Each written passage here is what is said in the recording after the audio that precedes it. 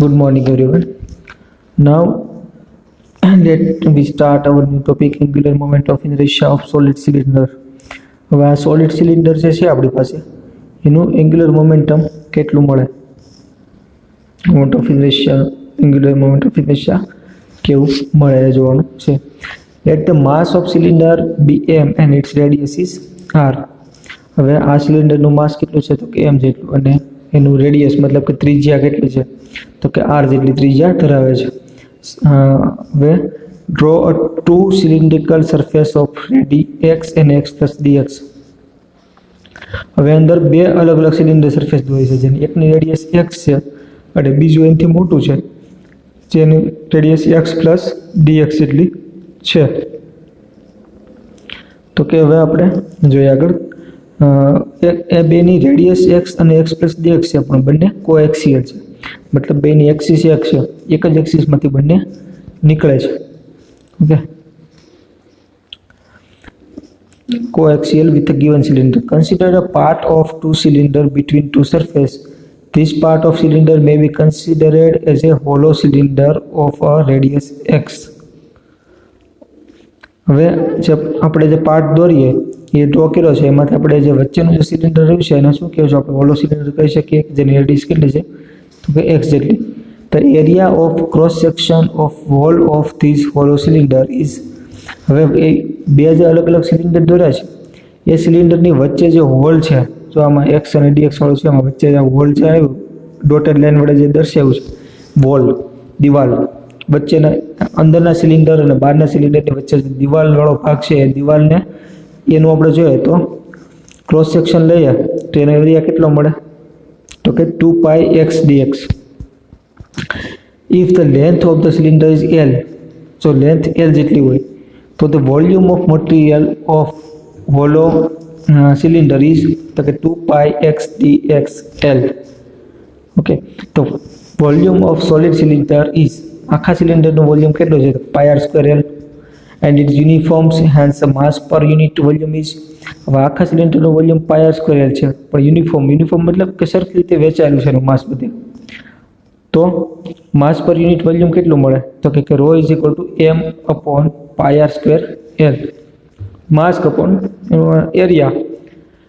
The mass of the hollow cylinder is m upon πr²l 2πx dxl is equal to બે ને આપણે આગળ લઈ લઈએ તો 2m થયું 2m upon r², પાઈ ઉપર પાઈ છે એટલે નીચે તો કેન્સલ, પછી r² તો આવી ગયું, l કેન્સલ તો વધ્યું તો x dx વધ્યું. હા જો આમાં તમને સોરી હવે આમાં જુઓ તમે તો કે ρ is equal to m upon πr²l. Mass of the hollow cylinder is તો કે m upon πr²l 2πx dxl. તો આમાંથી આપણે બે ને ઉપર લઈ લીધા m પાસે, પાઈ કેન્સલ થઈ ગયા છે, r² છે એમનેમ છે નીચે, પછી l કેન્સલ થયા છે તો વધ્યું હું તો કે x અને dx.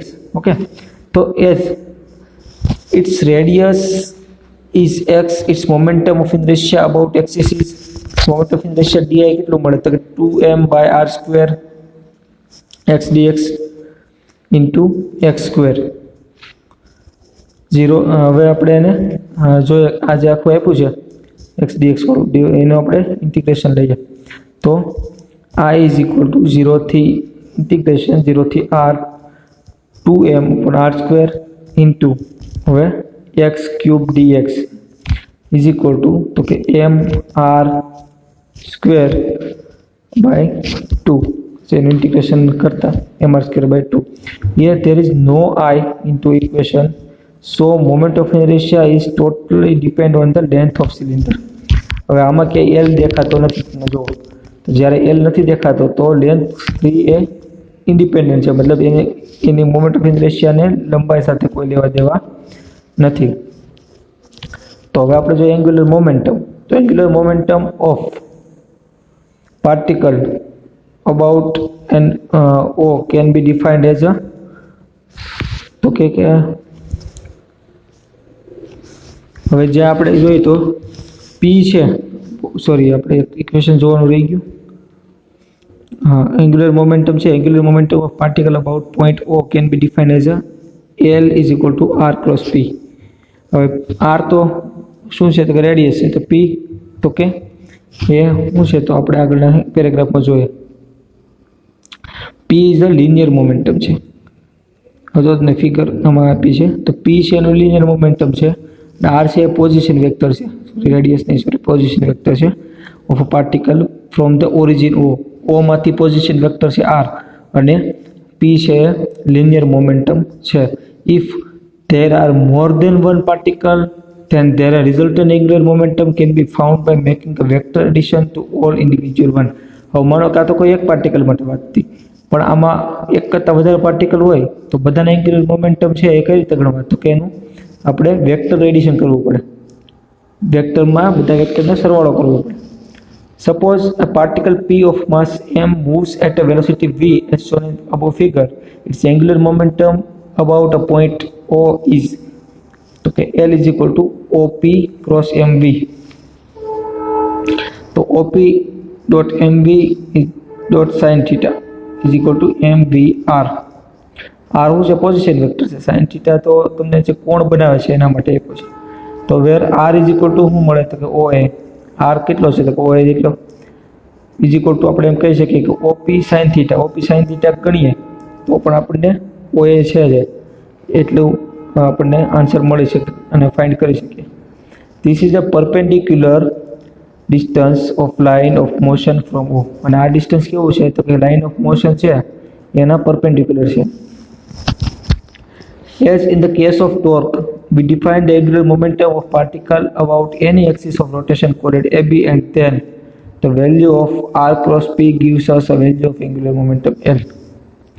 હવે આ કેસમાં આપણે ટોર્ક જોઈએ તો case of torque we define angular momentum of particle about any axis. આપણે કોઈ પણ એક્સિસમાં જે છે એન્ગ્યુલર મોમેન્ટમ જોઈએ તો કે એક્સિસ ઓફ રોટેશન છે અને આપણે શું કહીશું તો કે AB, અને વેલ્યુ ઓફ આરપી છે, RP gives us the value of angular momentum, અને આરપી ની જે વેલ્યુ છે આપણને એન્ગ્યુલર મોમેન્ટમની વેલ્યુ આપે છે.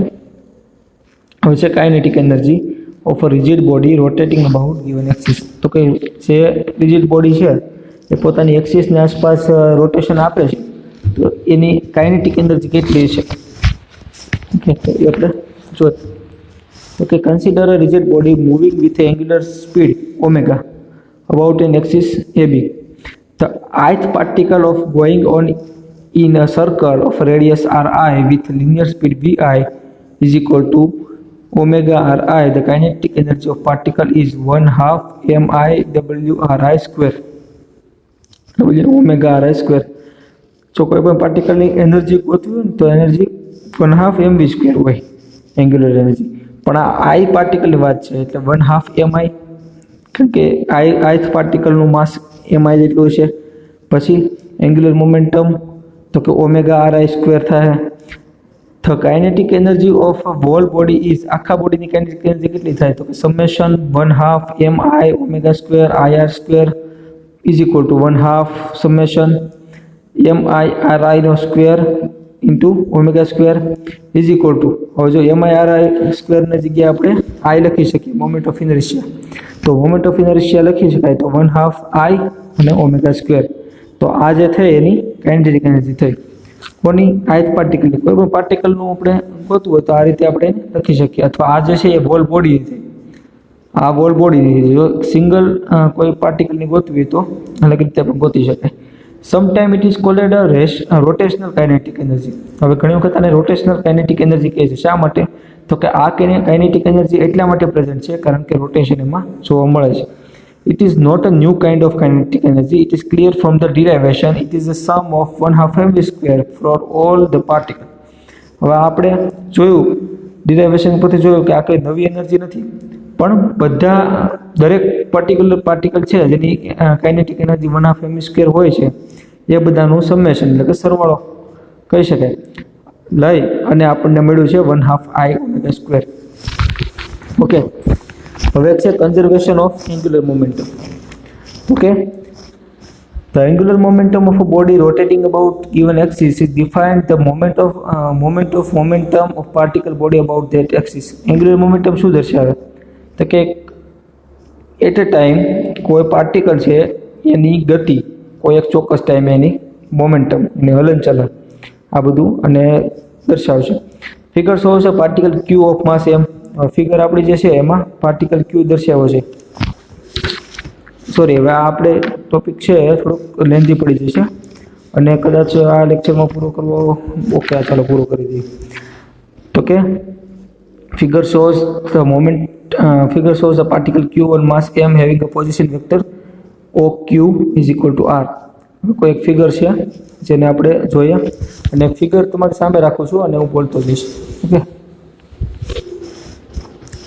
હવે જો આ ફિગર છે XYZ 3 ડાયરેક્શન આપી દીધી છે આપણને અને એમાં આપણે બોડી છે જે એક્સિસને આજુબાજુ રોટેટ કરે છે અને એને આપણે કહેવાય કે momentum of particle body about the axis shows a particle Q. હવે આમાં ક્યુ નામનો એક પાર્ટિકલ છે જે તમને અહીંયા દેખાય છે ક્યુ.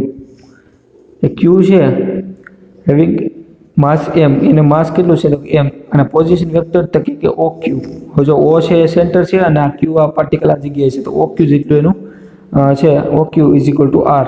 તો એને આપણે કહીશું એનું position vector with respect to origin O of a coordinate system. Position vector પણ ક્યાંથી તો કે એની એક કોઈના રેફરન્સમાં પોઝિશન જોવી પડે આપણે કે આના રેફરન્સમાં આ વ્યક્તિ અહીંયા છે.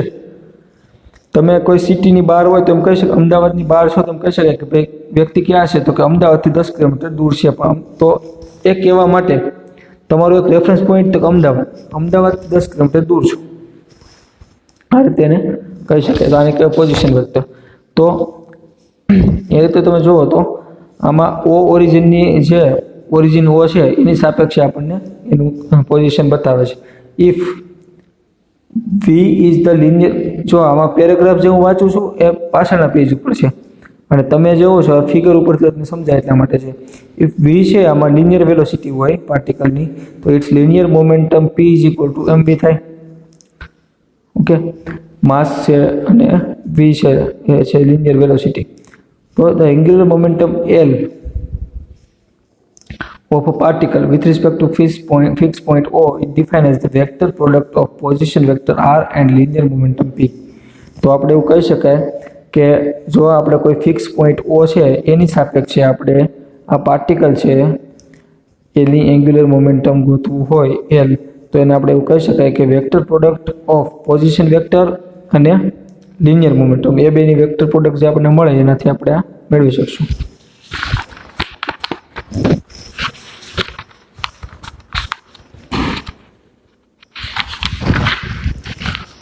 હવે તમે જુઓ angular momentum of vector quantity and its direction is perpendicular to the plan of r and p and scalar magnitude of angular momentum is given by.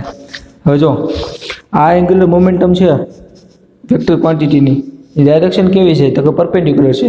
તો કે કેની શેની પરપેન્ડિક્યુલર તો કે r અને p એ બંનેની પરપેન્ડિક્યુલરમાં છે.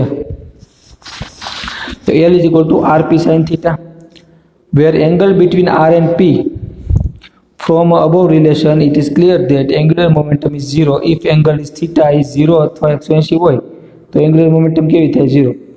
કે 0 હોય તો કોઈ સવાલ નથી, 180 હોય તો સ્ટ્રેટ લાઈન થઈ ગઈ, તો બે વચ્ચે angular momentum બનતું નથી.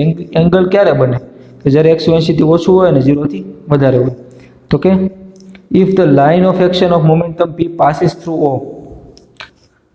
હવે ફોર એક્ઝામ્પલ જ્યારે ઓ માંથી પાસ થતું એક્શન મોમેન્ટ એક્શન જે છે એક્શન ઓફ મોમેન્ટમ p એ ઓ માંથી પાસ થતું હોય, if omega is angular velocity of particle then L is equal to તો કે r ક્રોસ p, પછી p ની જગ્યાએ આપણે mv લખી શકાય તો r ક્રોસ mv, તો એની જગ્યાએ આપણે પછી આગળ m ને કોમન કાઢ્યો અને r ક્રોસ v લખ્યું છે. હવે r ક્રોસ v નો છે તો એની જગ્યાએ આપણે v ની જગ્યાએ આપણે એમ લખી શકીએ v is equal two r square omega r square. તો એની જગ્યાએ જો તમે r એમ લખ્યો છે, ઓમેગા અંદર લીધો છે અને r ને બહાર લીધો છે કારણ કે v is equal to omega r. હવે આપણને ઓલો રૂલ્સ આપ્યો છે વેક્ટર ટ્રિપલ પ્રોડક્ટનો rule a cross in bracket b cross c. તો શું થાય તો કે b બહાર રાખીને a ડોટ c, આ સ્કેલર ને વેક્ટરની વાત છે.